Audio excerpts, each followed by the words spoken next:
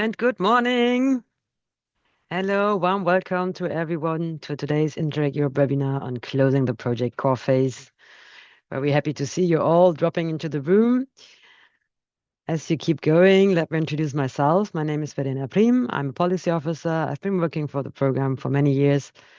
I'm here with Nico today, our head of unit. Hi, Nico.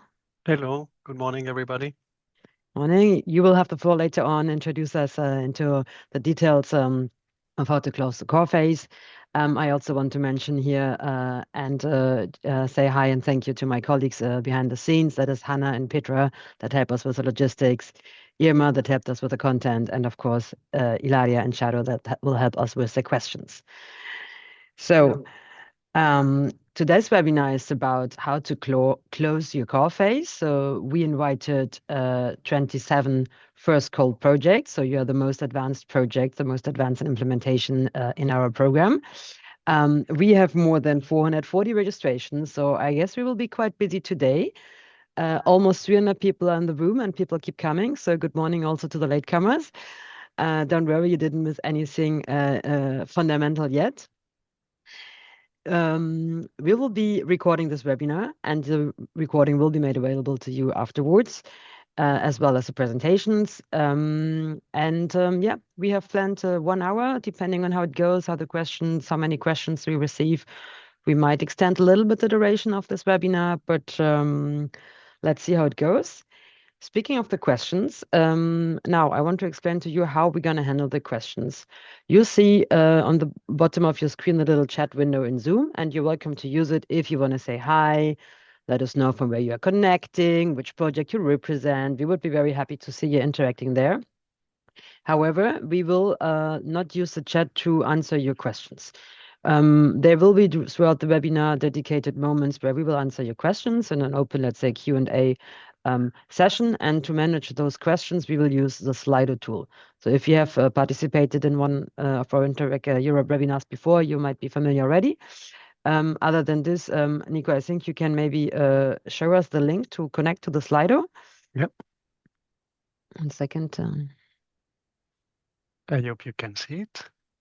Right now, I still see the first slide. Are you in presentation mode in PowerPoint? I will share it again if it's okay to make sure it works. Can you see it now? No. You cannot. No. Okay. As we sort out this technical issue, let me explain you how the Slido works. You can anyways already connect to Slido if you type in your browser slide.do and use the hashtag Interreg Europe QA. So Interreg Europe QA all attached. This will lead you to our QA page and you will be able to type in your questions there. And as we go through the webinar, we will take them live and answer them. And maybe there might be some questions that will not show up there. Don't worry, some of my colleagues are pre-filtering the list of questions and pick up the most relevant ones, meaning that if you have a very specific question or a question that is maybe a little bit out of scope, we might answer it, let's say, in written, but not take it live during the Q&A session. So I want to also mention here again that this project is about closing the core phase, how to report results, what to do if you do not have results yet, and maybe that is going to be the main questions we're going to touch upon. What we're not going to touch upon is, let's say, the financial part of the financial side, right? We know that some of you, we discussed pretty much with all the lead partners already the financial situation during the midterm meeting that we had last year. We discussed it throughout the progress reports, of course. So this is not the moment where we're going to answer your specific questions about how to handle specific budget situation in your project as you're closing the core phase. If you have questions on budget, you're very welcome to send a message to your lead partner, or if you are already the lead partner, send a message to your finance officer and the project officer in the joint secretariat. So let's see. I think we can now see the slides in presentation mode. Perfect. So now, if you haven't done yet, so please join the Slido. Slido.com. You can also just scan the QR code that you should be able to see right now, because I want you to warm up a little bit and answer maybe a first question, because we would like to know how far you actually are. So maybe Nico, you can show us the question that we want the audience to answer. The question is to know if you have already improved a policy instrument in your region. So we would be very curious to hear if you have it, if that's already the case, and if so, if you have already reported it, or if still, let's say, due for reporting. So thanks for those of you that are answering. I see that yes, people are joining the sliders, so leave a bit of time for you to answer. We have 355 participants right now in the room, and I see that they're coming from many different regions, many different projects. That's fantastic. Good morning from Sweden. Hello. Good morning back from Lille. We are broadcasting live from Lille, northern France, where the Interreg Europe Secretariat is located. Quite beautiful weather today here. So looking forward to this webinar. Let's see. Okay, have you already improved the policy instrument in your region? Okay, I think we can keep going for a few more seconds as I see answers coming in. But the tendency seems to be already pretty clear in the sense that we have more than 40% saying that they had already an improvement and they have already reported in the region. Well, only a minority says that they don't know. 27%, so yeah, 26% say not yet, and close to 30% say that they have something, but that's not yet reported, and we will report in the next progress report. Okay, that's fantastic. Keep answering, please. Dear audience, keep answering, keep answering. I want to give a very quick look into the chat, see where you're all coming from. Hungary, okay, good morning. Bulgaria, Turbo Project, that's fantastic. So most of the time when we organize this type of events, we are usually targeting mainly the lead partners. This webinar is really open to all the partners, so it's really great also to see that there's such a big interest to see you all here. Okay, Nico, what do you think about the results? We have now 44% that say that they have already a policy instrument improved and they have it already reported in portal. Well, I think it's already impressive to have such results. I was expecting maybe a bit less of policy instrument already reported in the portal, but I think it's a very good news for the program. It shows that it performs well. And what I would add, I think today's session will mainly be interested for those of you who didn't have reported yet any policy improvement, and I'm sure you will understand why in the coming minutes. Mm-hmm. Well, I think even though those colleagues that have already something reported, they might still learn more, and maybe they still have more results also to report later on. So For sure. there's still, of course, interest for you also to follow up, interest for you as a lead partner to follow up, because you might also be, let's say, able to guide your partners later on when it comes to the reporting, right? For sure. So I think, yes, we can probably close the poll. Thanks for your participation. Keep that Slido page open because you may want to use it later on to ask your questions. I mean, if you have questions already, and I think first people did it already, you can type it in right now. Or else as we go. I think I said everything that I needed to say about the housekeeping. Yes. So without further ado, Nico, I want to give you the floor. You're the head of unit. You're the expert, and you will let us know now what we expect in terms of results, policy improvements, what to do if there's no policy improvement, and everything else that is important at this very crucial, let's say, transition moment when the projects transition from the core phase to the follow-up phase. So please, the floor is yours. Thank you very much, Verena. You put pressure on my shoulder by calling me the expert, but I'll do my best to do this brief introduction to the session. As Verena just said, this is for us an important moment for the projects, for the program, because it's the first time our project in this programming period, in the 21-27 period, it's the first time our project will close the core phase. And I'm sure you know, this is an important moment. So the objective of today, and also the aim of this short introduction, is more a reminder. No, I don't think you will necessarily discover anything very new, but because we are reaching this important moment, we wanted to start by reminding you on the importance of this moment, why closing the core phase is a very important moment in the project implementation. Then we will go to the two elements that are behind this closing of the core phase, the reporting on policy improvements, and also what about the action plan in case no policy improvements can be reported. So I will start with the importance of closing the core phase. You all know that the projects are implemented in two phases. And you also all know that in principle, ideally, at the end of the core phase, your project should have reached its objective, meaning the different policy instruments addressed in the project should ideally have been improved by the end of the core phase.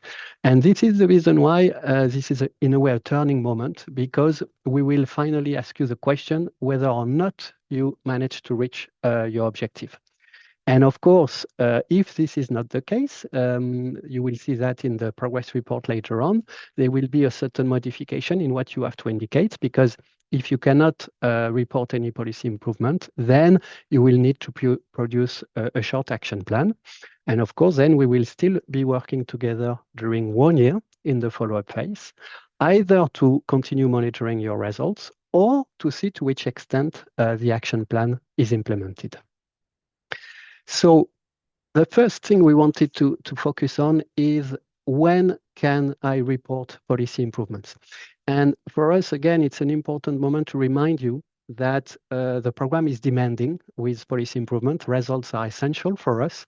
And you may know already, or I will clarify this again, that you can report policy improvement only if 3 conditions are met. And they are kind of obvious, these conditions, as you will see. The first one is that the improvement has to have taken place already. The intention is not sufficient. Sometimes we receive in progress report, we will do this or we intend to do that. This is not enough. You really need to demonstrate that something has already happened in the region. The second element is that you need to be clear also with the nature of the improvement.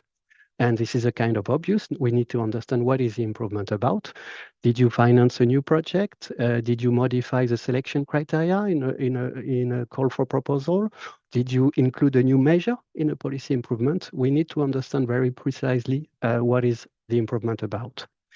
And last but not least, the last condition, and that's perhaps sometimes the most challenging condition, we need also to understand that this improvement was made possible thanks, partly or fully, thanks to Interreg Europe and thanks to interregional cooperation. In other words, if you would have achieved this policy improvement in any case, even without Interreg Europe, then you should not report it. We need really to attribute this result to the action of our program, to the intervention logic and our support. This is quite important. The reason why we are insisting today on these 3 conditions is that we may see a risk behind the 6th progress report, which is the last progress report of the core phase. There may be a temptation sometimes to report policy improvement in order not to produce an action plan, even when these conditions, the 3 conditions I've just mentioned, are not fully clear, not fully met. And our strong advice, strong recommendation for today, if you have any doubt that the nature is not clear, that it's perhaps not thanks to the project that you have done this improvement, do not report this policy improvement. I think that would be the best strategy for you and for us in this 6th progress report. The question that we often receive then is, what happens if there is no policy improvement in my region by the end of the core phase? And what we can tell you today, you also can see some information about this in the manual. In principle, if everything went as planned, you did the effort, you tried, there's no issue not to reach the objective by the end of the core phase. We know how challenging policy improvement can be. It takes time. It depends on different parameters. You cannot always control everything. Even if we insist and push you to do all your best to transform the learning into action, it's not always possible to reach the objective by the end of the core phase. So you should not be worried too much that there's no policy improvement at the end of the core phase. I wanted to share with you a statistic from the previous programming period because it may give you more in-depth insight into the performance, the overall performance of our program. And in the past programming period, you see that out of all the policy instruments that were addressed, 56 were finally improved. And when I say finally, it's not even at the end of the core phase, it's even at the end. In the past, our project were lasting even 5 years sometimes. It's even at the end of the whole project duration. On one side, you can say it's amazing because this performance is quite impressive. 56% is a good achievement. On the other hand, it also means that almost 1 out of 2 policy instruments, were not improved at the end of the project duration, which shows you the challenge it represents to improve policies. So what has happened if there's no policy improvement? One of the things we can share with you, because this is also a question we often receive, is that you have to be creative. And if you are a public authority, a policy responsible authority, usually you are responsible for many different policies. It is always possible, in case you realize the initial policy instruments you have indicated in your application form cannot be improved for many different reasons, you have the possibility to see what other policy instrument you may be able to improve in your region. So there is this flexibility in our program to address and to improve another policy instrument in the region in case you realize the initial one cannot be improved. This is something you have to keep in mind because it gives you some flexibility in the way you're going to achieve the project objective. Whatever happens, if you do not demonstrate any policy improvement by the end of the core phase, for sure, you will have to produce an action plan. And this action plan is, in a way, what you commit yourself for the follow-up phase, for the last year of the project. In a way, it's the last chance for you to reach your objective and meaning to improve the policy instrument. I wanted also to mention an exception to this requirement, in a way, is that in case you have been successful in proposing a pilot action at midterm review, in such a case, of course, you do not need to produce an action plan because this pilot action will be considered as the action plan for you, which will be finalized in the Progress Report 7. And of course, in such a case, you will not be asked to produce an action plan. If I come now to the second part, we have seen the policy instrument. Let's see now the action plan. You have a definition in the program manual. It is, I think, described there as a document. I prefer the word a measure. The action plan is a measure to ensure that the lessons learned from the cooperation are not lost and that you have, again, 1 year left to really implement something in order to reach the policy improvement. So this is the best way I think we can describe an action plan. And you see that the action plan is composed of a certain number of information. You have to describe what is the action you have in mind, how is it related to the project, its relevance to the project, how the stakeholders are involved, the time frame of this action, because you have also 1 year, so it has to be quite efficient, and certain financial information, such as the cost, if there's any cost behind, and the source of funding you envisage for this action. What I'd like to insist on today, especially for those of you who were involved in the previous programming period, in the 14-20 period, you have to know that the approach is much more simplified in this programming period. In the previous programming period, there was no clear, I would say, template or guidance for the action plan. And when we were receiving hundreds of documents with a lot of pages, it has been quite a challenge, I think, on your side and on our side to manage this action plan. In this new programming period, it's much more simplified. Why? Because you only need to propose one action. It's enough. So really straightforward. And it's also the way you present this action is not an annex, is not an additional documents you need to submit to the program. It's fully integrated in the Progress Report 6, the last Progress Report of the core phase. And what does it mean that it's fully integrated? It means that the same template apply to all. with the same text limitation. So it's very frameworked, and hopefully we think it will simplify your life and it will also simplify our life. A second recommendation, important recommendation we want to share with you today. If you're not sure that you can really report a policy improvement in Progress Report 6, or you have doubts on this condition or this other condition, please work on a plan B. Please work on an action that you could anyway propose to reach the policy improvement. This would make sure the PR6 is treated as smoothly as possible. And it ensures that in case the program cannot validate your policy improvement, that then you can simply replace it by the action plan. So to be a bit more concrete, we dive in the past and we looked at what was proposed in the past in the previous programming period as action plans. I will not necessarily go in a lot of details. This slide is just to show you the variety and the richness of action that we have received in the past. It can go to the establishment of an innovation hub, to launching innovation procurement, to developing new indicators. Of course, everything depends on the subject of your project, the issue addressed by your project, and also the characteristic of your policy instrument. But you can be very creative, and there's a vast variety of action that can be proposed. We developed for you two more precise action, because the added value for you is to see the different section of the Progress Report 6 for the action plan. You see the name of the action, you see the relevance of the project, and other information I'm going to show you now.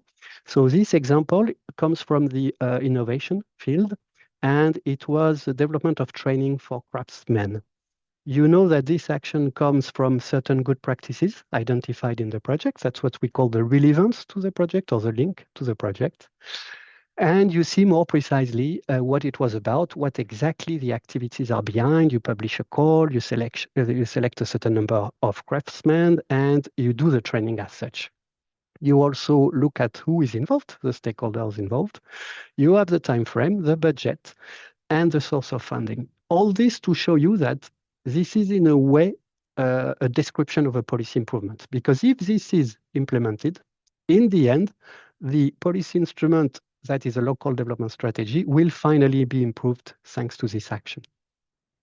We took another example from the environment and energy field, which was the provision of advice by elderly people to other elderly people, where again, you see where the inspiration come from, two practices, one from Bulgaria, one from France. And again, you describe the activities. What do you plan to do exactly? Who is involved, plus time frame, budget, and source of funding.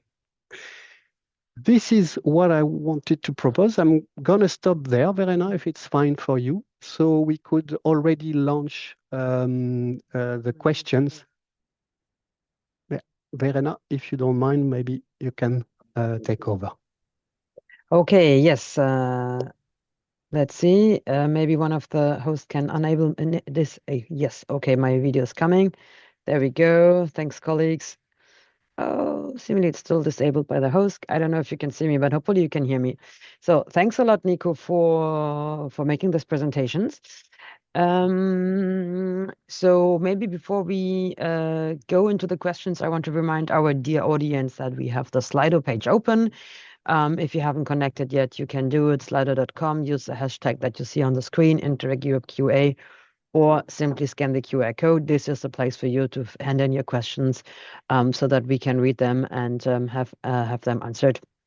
Please do not put your questions in the chat. So, okay, Nico, that was, I think, interesting, a good run through, good overview. What is a policy improvement, how to report it, and let's say some examples. What is an action plan and how could it look like? So now we have a first questions. What if our action, in brackets, action plan, is not carried out before the project's end and cannot be reported in the last progress report? Yes, that's a very interesting question, and that's exactly why I was sharing with you the different section that or the different features of an action plan. One of them being the time frame. I don't know if you remember. I just show you two examples, and when we're going to receive the action plan, we will make sure the time frame fits within the last year of the progress report. So before starting, ideally, we would all agree that this is feasible in 1 year. Then we know that reality is always different than the theory. Of course, there may be different changes in your regions, or there may be things you cannot control that will slow down the implementation of the action plan. And unfortunately, in certain cases, you may not have finished it by the last progress report. I'm afraid we don't have perfect solution in this. You would need to indicate in your PR8, which is the last progress report, where you are. And for the few cases where this happens, we may stay in touch to know exactly if finally, in the coming months after the end of the project, you still have reached this policy improvement. Because for us, as you can imagine, this is a very important information to know or not whether you were successful in the end. But we don't have an extra report that will come after the project has ended. There's a moment where we need, of course, to stop the reporting. Okay, thank you, Nico. I think that's pretty clear. So we're going to move on to the next question. And by the way, I see also that some of you put your names in the question, so you're very welcome to do that. If you prefer to rest anonymous, that's also fine. But it's always, let's say, nicer to know who's asking the question. So if you want to do that, feel free to do it. And you can also vote up the questions other people ask if you think they are particularly relevant and should be answered most urgently. So next question to you, Nico. What happens if the policy instrument we have addressed and updated in the core phase gets updated again? So meaning that effectively reversing the policy change during the monitoring period by other stakeholders. So as a context, the person says that they have municipal election upcoming, and so they expect actually that there might be, the policy change might be reverted in a way. Wow, it's again quite specific because I've never faced this in my 20, 25 years here. Because usually when something is acted in the policy instrument, it lasts quite long. But this is a possibility, indeed, that if there's a political election, the new elected members will come back on what has been decided in the past, and they may, in a way, cancel the policy improvement that has been achieved. If this is the case, we would like ideally to be informed. And Verena is a specialist of our portal and the monitoring system. I'm afraid we cannot revert back a policy improvement that was validated in the past. But in these exceptional circumstances, for us, especially for the accountability of our results, it would be even better if we could cancel the policy improvement that was reported, I don't know, 6 or 1 year ago, because unfortunately it was in a way questioned by some new elected members, maybe. So please keep us informed. That would be my message. Technically, how we could deal with this in the progress report is another story, but we would like to know this. And then it really depends when it happens, because of course, if at PR6 you had a validated policy improvement, you should not worry about the action plan, that the way it is. Of course, if this happened while preparing the 6th progress report, we would advise you still to work on a plan B and again to propose an action that could find another way to improve a policy instrument. Okay, interesting scenario.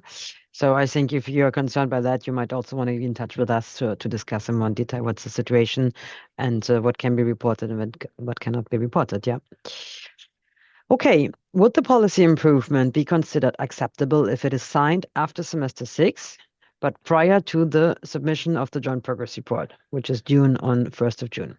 Would an action plan be required in such a case? No, an action plan would not be required in such a case. This is a question we have discussed very much internally, what to do.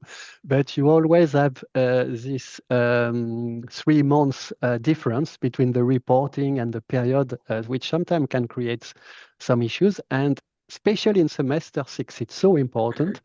If you know that in the reporting period, meaning the 3 months that follow semester 6, you have a chance to achieve the policy improvement, this will be acceptable for us. So you have, in a way, PR6 plus 3 months to demonstrate the policy improvement. Of course, there may be a small risk because you never know, you can never be sure. My advice would always be to have this plan B in mind and to have always an action, a possible action behind in case it's not successful. But I confirm you can use these 3 additional months to demonstrate a policy improvement, and therefore it would allow you not to prepare an action plan.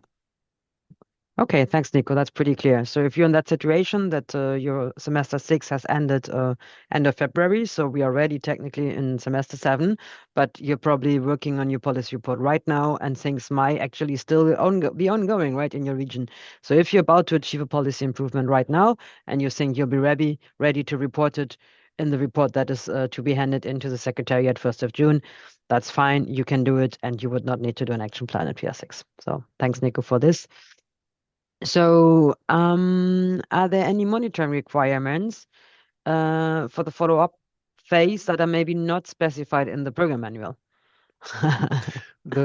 We call it in our jargon the Bible, the manual. So everything is in the manual. I can confirm there's no additional requirements that are not specified in the manual. And to make it short, you have 2 possibilities. Either you have achieved the policy improvement, and then we will continue monitoring the effect of this policy improvement on the ground. This is a territorial effect that we call it, and the progress report in the follow-up phase will allow you to do so. If you didn't demonstrate any policy improvement, but you had an action plan, the follow-up phase will be the moment where we will monitor whether or not you implement this action plan. But there is no additional requirement from that.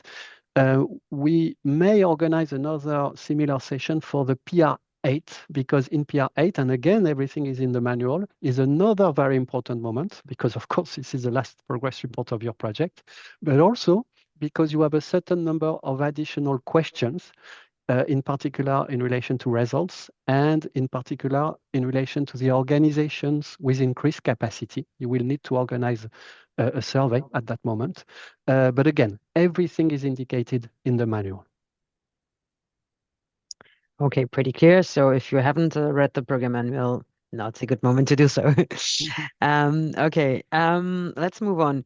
Nico, you mentioned on your slides the different, let's say, type of policy improvements that we can have. Type 1, that is about, let's say, implementation, I think, of new projects, and so on and so forth. So we have our projects, I mean, all of our applicants are familiar with that anyway, because you described the, let's say, expected policy improvement already at the very beginning in the application form. But now when it comes to reporting the policy improvements, of course, you may wonder, is it really that type? Is it maybe another type? What is the difference? Can they overlap?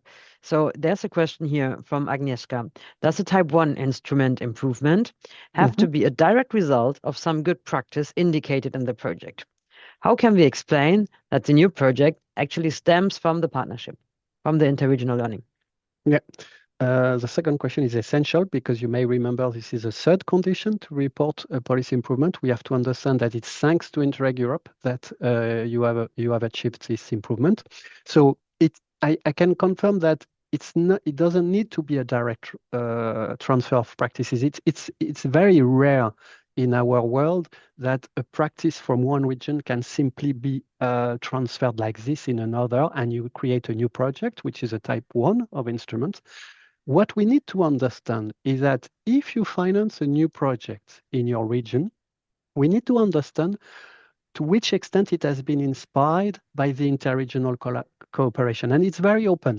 It may be related indeed to a specific practices or to a mix of practices, but it may also come from several discussions with the other partners, or even with your own stakeholders sometimes, because you have created a stakeholder group in your region, and this has created some nice exchanges.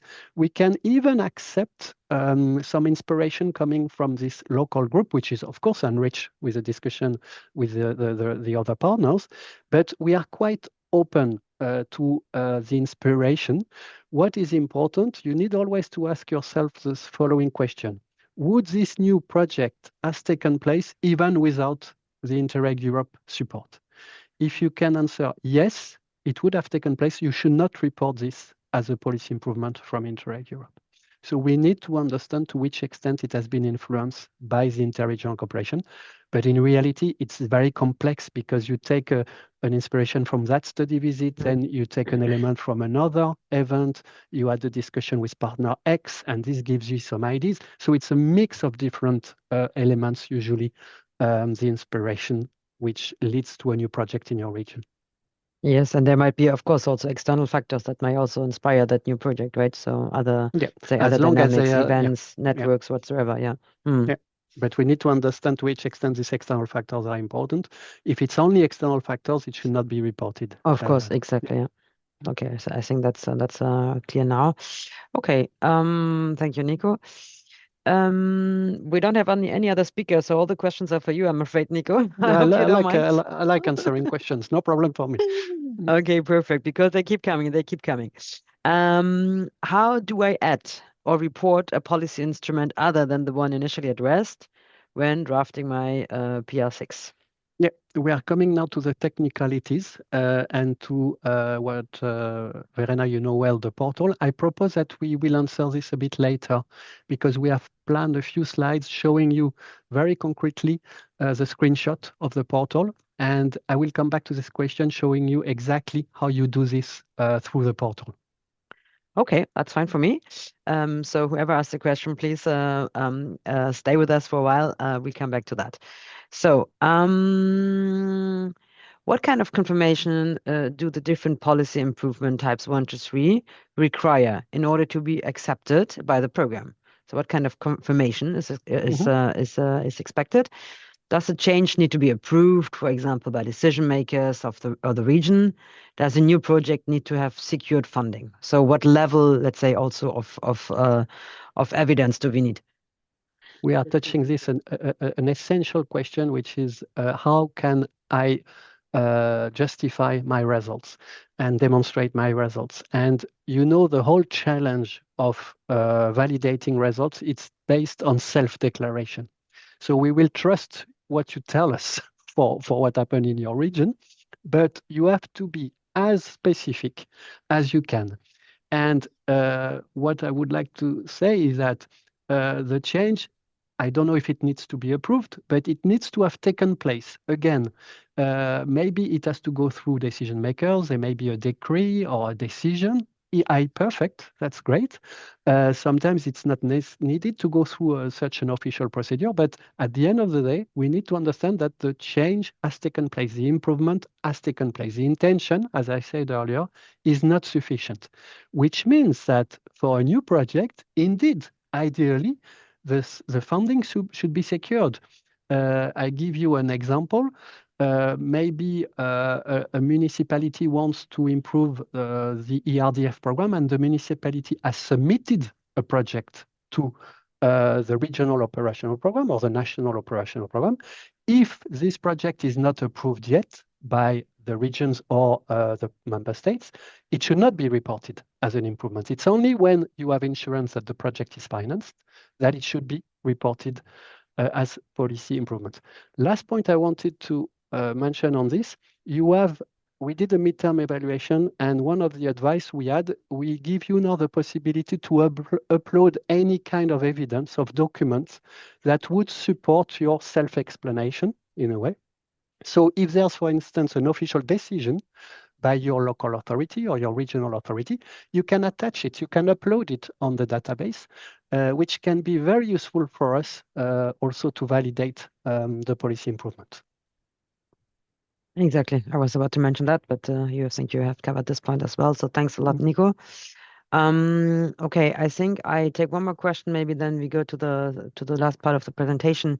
Yeah. And actually, I think we have it already more or less answered. So what will happen if neither policy improvement or action plan will be achieved? You remember my statistics of 1420, 44% of the policy instrument address were not improved in the end, and nothing has happened concretely, the costs were reimbursed. The projects received the grants because they did their best. They tried to improve the policy instruments. But again, you can never be 100% sure, especially in this very difficult, challenging question of policy improvement, that you will reach the project objective. So nothing will happen in a way as long as you demonstrate that you have done your best to implement the project.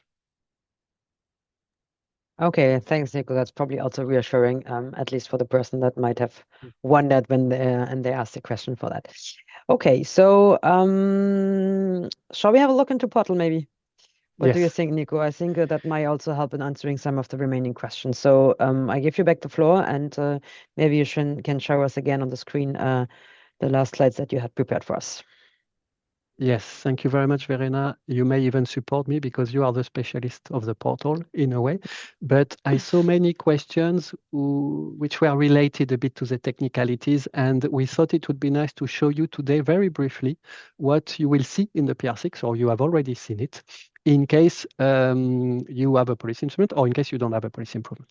So maybe just, sorry to interrupt you, Nico. No problem. But to be very clear here, so we're talking now about the policy report, right? So when we mention the progress report, this is what we usually internally refer to as the progress report. But what matters to you, obviously, for you as a partner, you will be working on that in your own policy report in Portal, right? As you used to do in the previous semesters, but now let's say there will be a bit more flesh to the bones. You were quicker than me because I was about to say this. As you see, of course, each region has its policy report, each policy instrument has its policy report, and this is within that part of the progress report that PR6 is very important. And especially in the tab 1 policy instrument, you have this recurring question every semester since PR3. Did you succeed in improving your policy instrument? As long as you answer no, in PR6, something new will appear. And this something new is called the action plan. It's logical. You didn't reach any policy improvement. Then we will go through the different elements of the action plan. And the question 3.1 is very important for those of you who have asked, what happens if I finally can address another policy instrument? We will show you a bit later what happens if you answer if you want to address a new policy instrument, you will need to answer no in question 3.1. Does this action address the present policy instrument? But in case you focus still on the one indicated in the application form, you will see a certain number of questions which, in a way, cover what I told you earlier. You have to say the name of the action. You have to say the relevance to the project. How is it linked to the inspiration coming from the project? What is precisely the nature of the action and the activities to be implemented? You see all these sections in red because they are obligatory. Who's going to be involved? The stakeholders. What is the time frame? Again, these two fields are obligatory. And you will end up with indicative cost and source of funding. Sometimes in the past, we faced measures that didn't have any cost or very, very light cost, some stuff. So it's not an obligatory field, the last one. Most of the time, it is still completed because most of the time, the action requires some budget. But nothing new here. You simply see the different ingredients of the action plan I have mentioned earlier, and you see how framework it is, one action for each time the same kind of information to be completed. If that's a very important question we received several times in the Slido. What happens if I realize my action plan cannot address the initial policy instrument for different reasons? It's impossible. The situation has changed in my region. You will have the possibility to answer no in section 3.1. Does this action plan address the present policy instrument? No. In such a case, you see here on the slide what will appear. You will have the possibility very briefly, without a lot of details, to indicate the name and the main features of these policy instruments. It's only 1,500 characters, so you need to be quite focused. But this is where you will need to indicate which other policy instrument you are addressing now, and also what kind of improvement you envisage for this policy improvement, because of course it's new and we need to understand. hopefully, in most of the time, in most of the cases, through the actions you're going to describe, through the activities of the action plan you're going to describe, we will understand the improvement you expect for this policy instrument. But still, we do statistics behind this category, so we will ask you to explain the type of improvement. And then simply, you will have the same kind of information to be completed, the name, the activities, etc. Maybe a last information, because before we come back to the question, if we move a bit even forward and we look at the follow-up phase, we receive several times the question, what's going to happen? How will I report on the action plan implementation? Here on this slide, you see the PR7, not in the policy instrument section, but in the learning follow-up tab, you will see exactly what's going to be asked. And it's very, very simple. We cannot be more simple, I think. You will have the possibility to explain where you are in the implementation of the activities of your action plan in one single field only. So nothing very complicated, nothing very challenging, we think, for semester 7. This is mainly what we wanted to present. Maybe we come back to a few questions, Verena. Yes, sure. Okay, thanks a lot, Nico. So I think this is useful also for our audience to, let's say, visualize how this action plan will actually look like. So what we have to remember that it is integral part of the policy report. So there's no extra document, no extra submission, and so on. It will all be handled within the progress report workflow, as you are used to do it anyways for the activities. So now if we look back to that question that was here, how do I add or report a policy instrument other than the one initially addressed when drafting PR6? So I think, Nico, you made clear what you do in case you need to prepare an action plan for a new policy instrument, right? So a different one than in the application form. Maybe I want to add here that now, if you, like to the person that asked that question, if you have already improved that other policy instrument, you simply go into your policy report. On the first tab, you have that little icon on the top, add policy instrument, and you can add a policy instrument. And then you will see a new tab opens and your policy instrument will be named with a little B, which means that it's kind of a child policy instrument, this additional policy instrument, and you will be able to report your improvement on this policy instrument there. And this is also what you're going to do if you had to do the action plan and you're going to report about this new policy instrument later, let's say in PR7 or PR8. You will also use that little icon, additional policy instrument. Yeah, I don't know, Nico, if you want to add something. No, I think this is very important what you say. This is for the improvement, but I think we have already answered to this question by showing the portal. Yes. So, yeah. Okay, let's move on then. Time's flying. We have, maybe 10, 15 minutes left. So if we tick the yes box in the policy instrument improvements, can we also tick yes in acknowledgement in the portal? Sorry, I was... okay, I'm going to read it again. If we tick the yes box in the policy instrument improvements, can we also tick yes in the action plan as a plan B? No. No, you cannot. Sorry, I'm a bit strict there. I'm a bit straightforward. This is a whole logic. You understand that either you improve a policy instrument, and that's fine, no action plan, or you don't have any policy improvement, and then you need to produce an action plan. That's, by the way, the reason why we insisted so much on the 2 recommendations we show you earlier today. If you are not sure about your policy improvement, we think it's better to go directly for the action plan. But again, you saw the complexity sometimes. How is it related to the project? You can try. You can try to report it because you are confident enough the conditions are met and it's a real policy improvement for Interreg Europe. Then if we have doubts or we cannot understand certain things, we will ask you to remove it and you could then indicate your action plan. But it's not possible to tick yes at the same times because it's contradictory. It's not in the logic of the 6 progress report. And I mean, you will see it when the moment you open the policy report for PR6. If you haven't had reported on any results before, you will per default see the action plan template, right?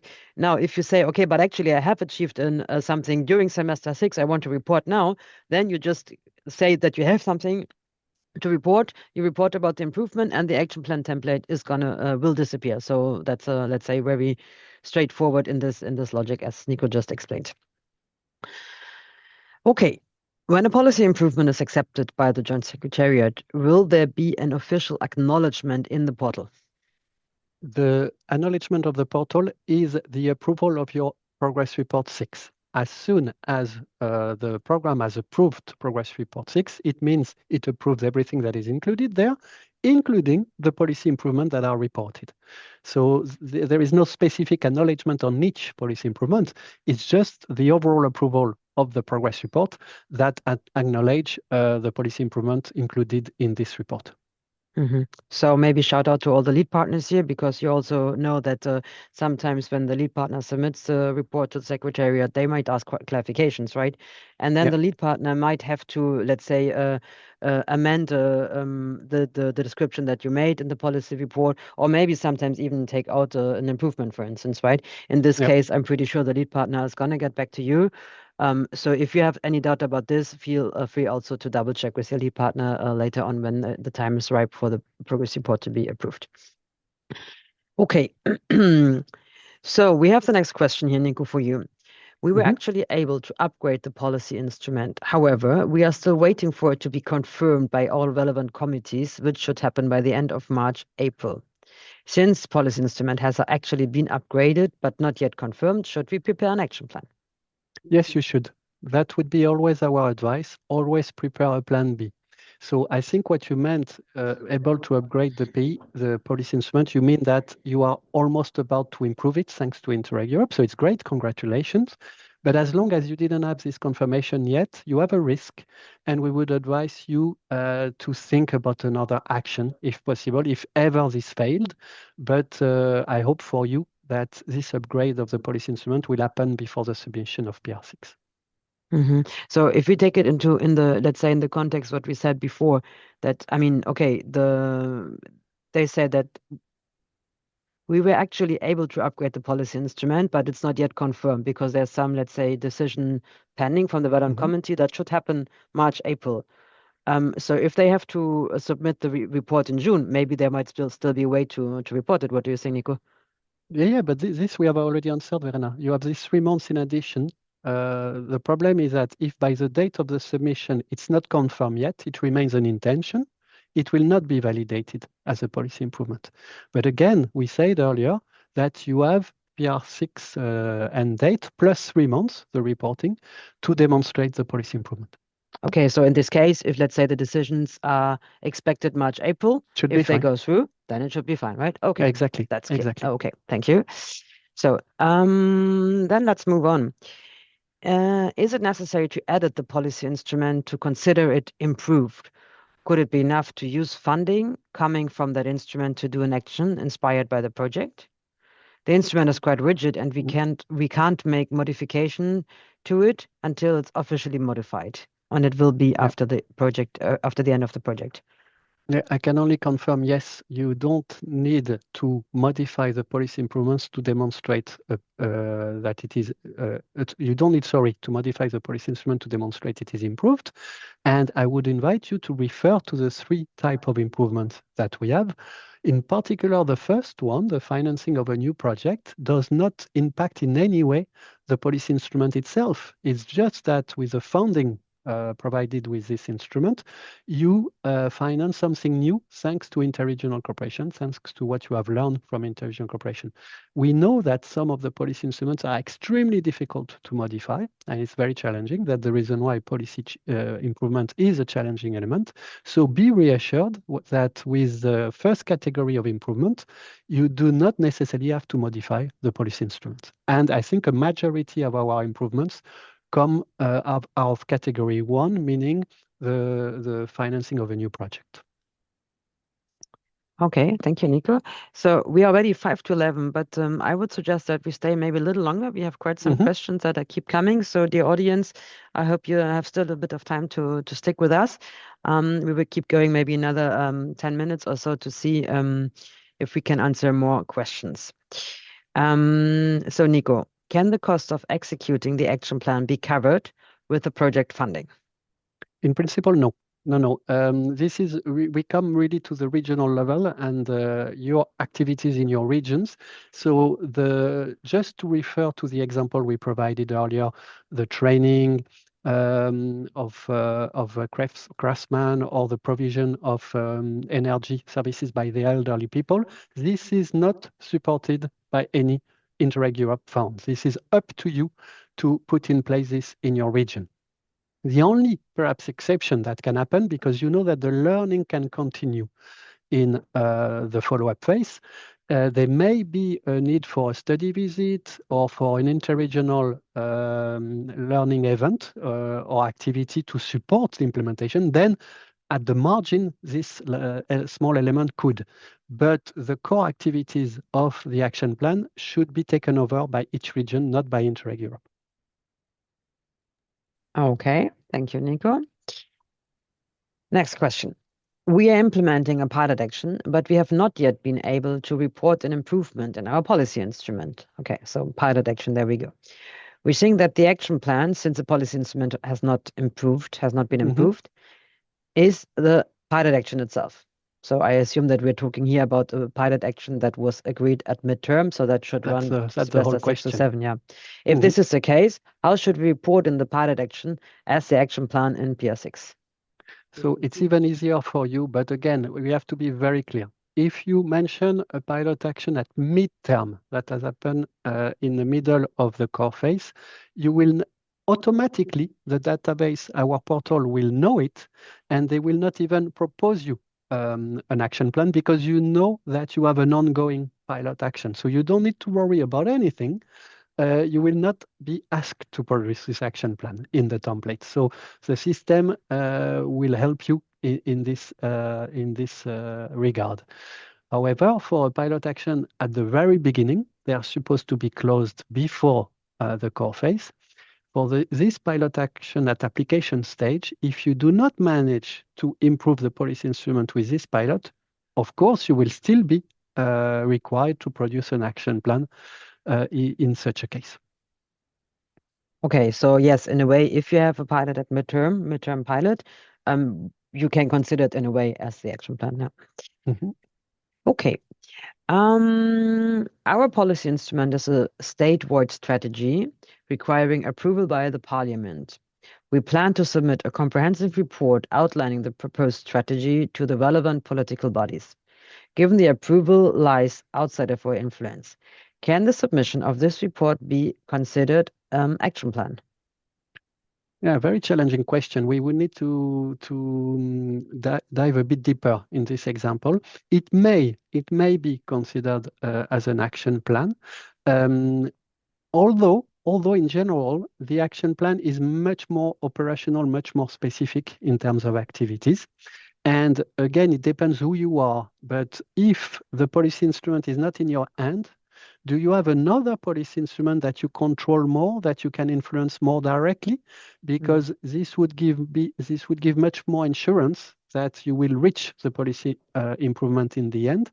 But again, if really this is a national strategy that you really need to influence, the preparation and discussion with the policy responsible authority could be considered under certain conditions as an action plan, yes. Yeah. Okay, so interesting. And you see that sometimes it's really, let's say, a bit case by case. And that's why also it's so important for you to explain to us, well, what is the situation? Give us as much information as you have, provide us so in a way that we also, as someone that is not from the region, understands what is the context, right? So I think that's very important to remember also. Okay, thank you. I'm impressed. You have so many questions, so I'm happy that we did that webinar. I think there's a big interest here. That's great. Stay with us. We also have a little bit of a surprise to you at the very end, so please stay with us a little longer as we answer the last question that keep coming. So, how does one monitor the action plan? Why are there the recommendation tools or methods, or what are the recommended tools or methods or the reporting format to monitor the action plan, Nico? So that's the reason why we show you the screen of the portal, because you see how simple it is. It's one single section only, asking where are you with the activities described for your action plan. So this is the only things we require you to do. We know that some projects have sometimes proposed very elaborated monitoring system for the follow-up phase. We don't need all of this. That's our personal opinion. You simply need to tell us where you are. For instance, we had this example with a training. You were supposed to select a craftsman. Where are you with the selection? Where are you with the provision of the training? It's as simple as that. Very, very straightforward. So do not make your life too complicated with that. Okay, so that's also a clear message. So the reporting on the monitoring of the action plan towards the program in semester 7-8 should be, let's say, really straightforward. And you have seen it just before how it looks in the policy report. Okay. So partner from Spain is asking, what happens if a policy improvement has been approved, but no follow-up actions are carried out and no results appear in the monitoring phase? Yes. I'm not sure to understand, because if the policy improvement has been improved, so it's great. You have achieved your objective. You don't need to have follow-up action in a sense of action plan, because you have done. What we would ask you to do in the follow-up phase is what happened with this policy improvement. Does it lead to better projects in the region? Does it lead to better governance of the policy instrument in the region? What are the effect of this policy improvement? It's as simple as that. Hopefully, in most of the policy improvement, you can follow up what happened next. The best example is when, for instance, you influence a call for proposal, or you even launch a call thanks to Interreg Europe. This has happened in the past. We want to know then how many projects were selected, how many beneficiaries were supported, is there CO2 emissions saved, is there jobs created? This is the kind of things we would like to see after policy improvement. But it's so specific, this question, again, it may depend on the nature of the policy improvement. And I think sometimes, let's say, the actual impact on the ground, the territorial impact, might also come a little later, right, Nico? That's what we sometimes see. Of course. Okay. Let's keep going. Once a policy improvement is accepted, how should we monitor the implementation, since the policy improvement is a broader territorial strategy and not a specific action per se? Yeah. Again, I think it's very similar to the question we've just answered. Usually, a policy instrument must have some effect on the ground. That's what we say in the definition of policy instrument in Interreg Europe. So this broader territorial strategy, how is it implemented? What are the next steps to make it concrete on the ground? We hope that if you have influenced this broader territorial strategy, I don't know, because you recognize that consultation process is very important, we would like to know if meetings with stakeholders are organized to put in place your change of instrument. Usually, you always have something that happens next after the policy improvement. But again, this may depend on the policy improvement, and we hope you will be able to show some effect of this policy improvement. Okay, thank you, Nico. Now we go into the details. Could you explain the questions? If applicable, please estimate the amount of funding influenced by the project. How can this be calculated? Do you have any guidelines? What's your advice, Nico? I would be quick on this because this goes beyond today's discussion. It's not about the end of PR6. The amount of funding, it's only if you can. When you have a policy improvement, we would like to know if there's a financial impact of it. If you are in category 1, it's extremely straightforward. I have transferred an innovation voucher from one region to another one, or adapted it, and I have put 2 million euros behind this new innovation voucher. The financial impact of this is 2 million euros. It's much more difficult to estimate a financial impact if you are on category 2, on governance, influencing selection criteria, etc. And it can also be difficult on category 3.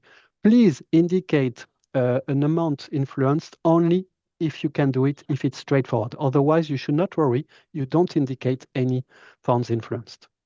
Okay, so that's more of a general piece of advice when it comes to report results, be it in the core phase or in the follow-up phase, right? Yeah. Okay. I think a similar question generally about reporting policy improvement.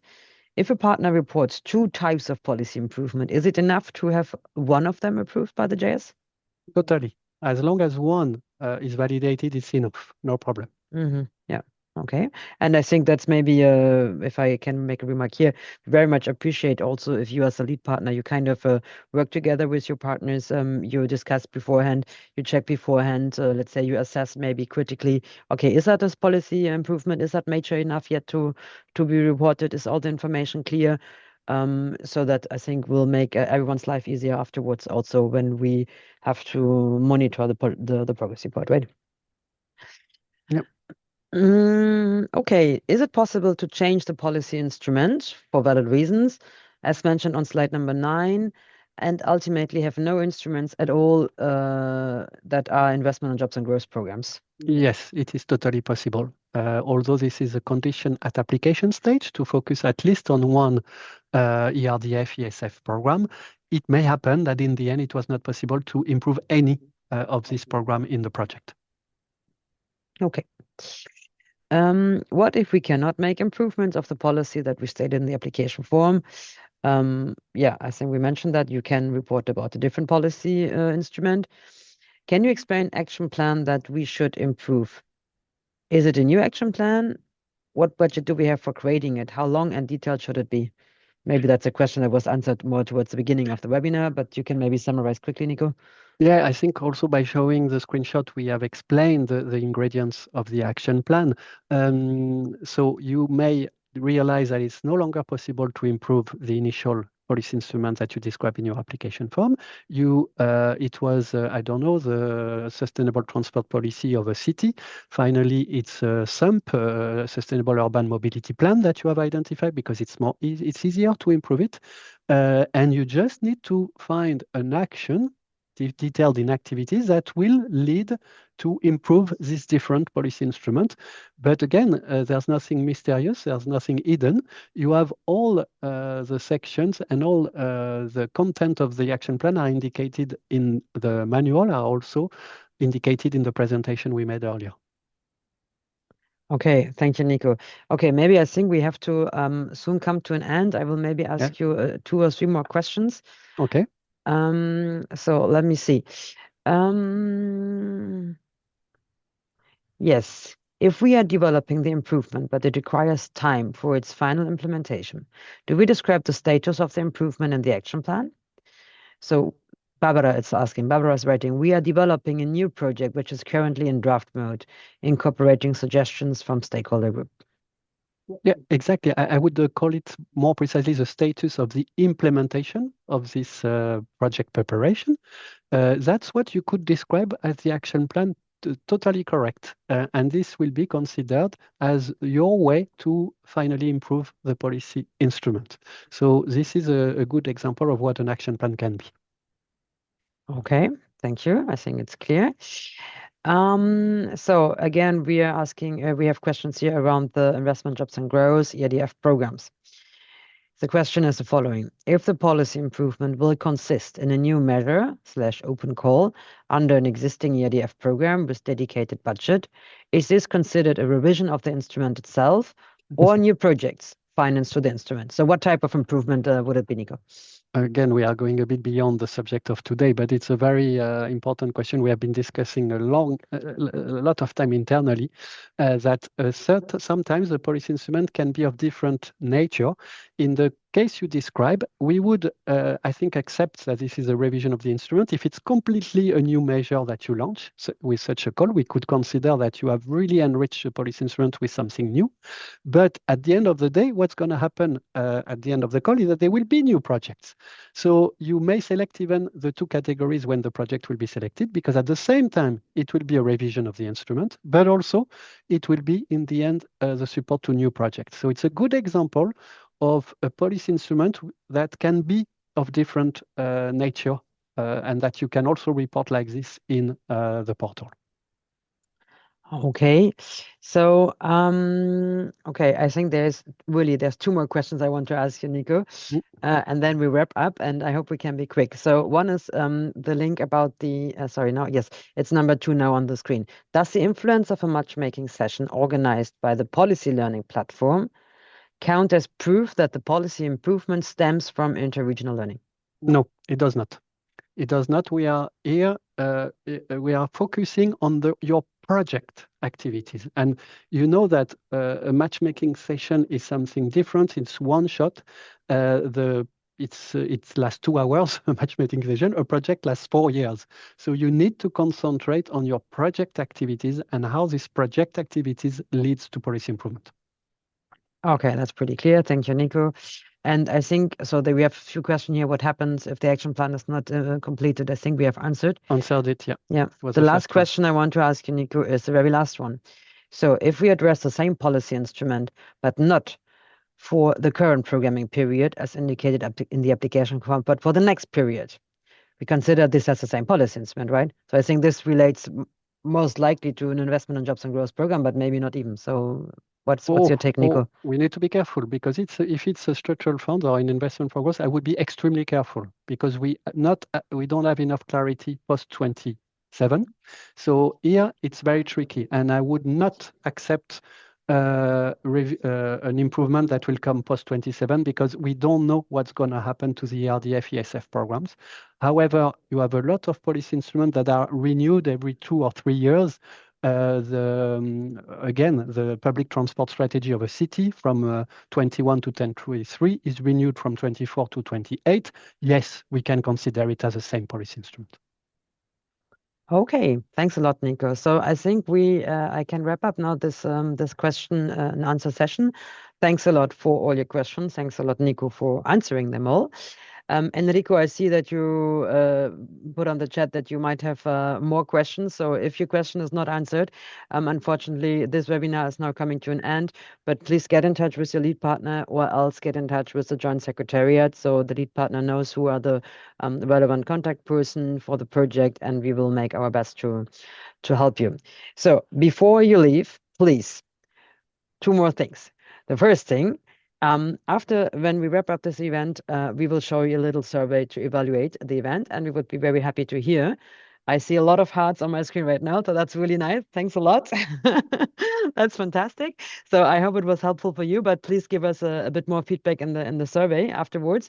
And before you leave, we also want to show you a little video. And this little video was prepared by Irma, which is our head of unit from the communication teams. And she thought it might be very helpful for you to get a bit more guidance and tips about the organization of your final conference.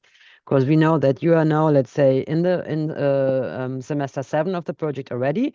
So some of you are planning right now the final conference. For some of you, it may only be in semester 8. But in any case, it's upcoming, and you probably start to think about what to do, how to design the agenda, who to invite, and so on. And this is why Irma prepared that little video for you that we're going to show to you right now. And that is, let's say, will also be the end of the webinar. So I will fare you well afterwards, but now please let us have a look into the video.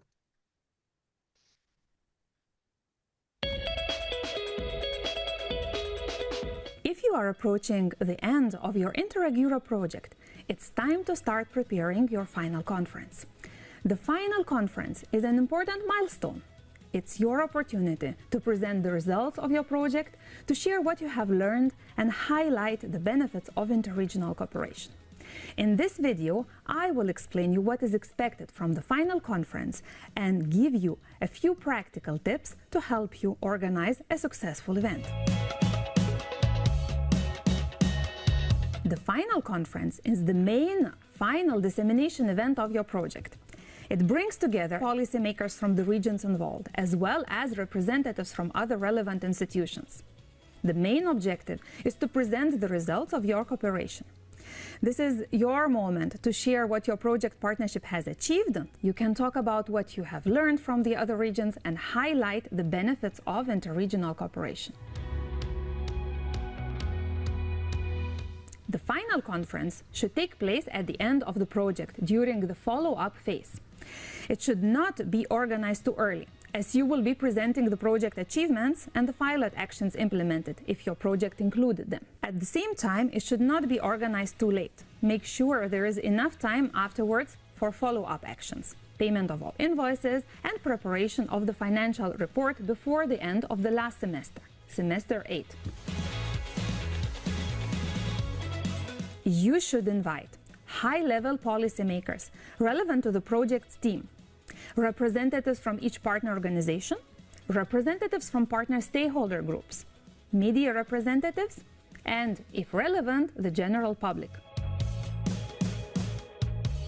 The location is up to you. Some projects in the past have chosen to organize the final conference in Brussels. This can make it easier to attract high-level speakers. However, visibility can sometimes be more challenging as many events take place in Brussels. The conference can be organized as a standalone event or alongside a larger event related to your project topic. If you organize your final conference within a larger event, please remember that only the costs directly related to the final conference can be reported to the project. So, together with your partners, you can decide what works best for your project. Once you have a draft agenda and the date is confirmed, please send this information to your policy and finance officers at the Joint Secretariat to invite them to your event. A 15-minute time slot should be planned at the beginning of the conference for a short presentation by the Joint Secretariat. Prepare the event together with your partners. The final conference should be a joint effort. Work together with your partners to design the agenda. You and your partners know best how to highlight your project achievements and which speakers can bring energy and inspiration to the event. Make this preparation not just a formality, but an opportunity to celebrate what your partnership has achieved. Be creative with the format. You can decide on the duration and format of the conference. It can be a traditional conference or combined with other activities such as a study visit, a reception, or other activity.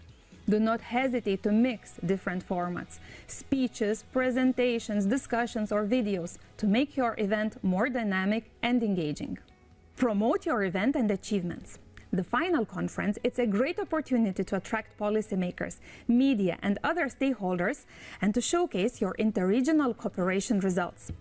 Make sure to publish the event on your project website. The Joint Secretariat will also promote it through our communication channels. We also encourage you to use your organization's or personal social media channels. Finally, think about follow-up actions and how you can reuse the materials from the conference. For example, by writing an article, publishing testimonials from project partners, or sharing your final project video.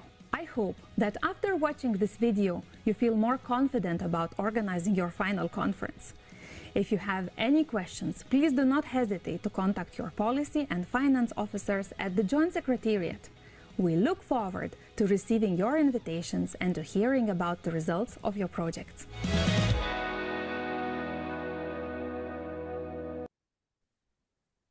Right, that's it. We're done for today. So this little video, I hope it's useful for you. You will also be able to find it on our program website, on our YouTube channel. If you want to watch it again, share it with your partners, you're very welcome to do so. My colleagues have launched a little evaluation survey, so please answer to that, give us your feedback. And before you leave, I also want to give you a very quick overview about the upcoming events that you can see on the slides right now. Maybe we can get back here 1 second. So there's going to be several events on the Policy Learning Platform, webinar on energy and land use. That is this week. Next week, there's going to be an online event about artificial intelligence in Europe. We have also upcoming online event about sustainable energy in businesses. So that is another platform event.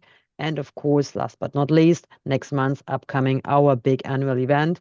So Europe, Let's Cooperate. I hope I see many of you in Copenhagen for that event, 16th and 17th of April, the big Interreg Europe, Let's Cooperate forum. And the day before, April 15, we have that day that is dedicated to the lead partners, where we will discuss more into detail the exchange of experience, let's say, process, right? Learning methods, process, and so on and so forth.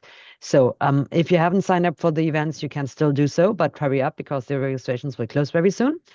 And with that, I think I can finally release you. Thanks a lot for your interest. Thanks a lot for staying with us a little longer than planned. Thanks a lot again, Nico, for answering all the questions.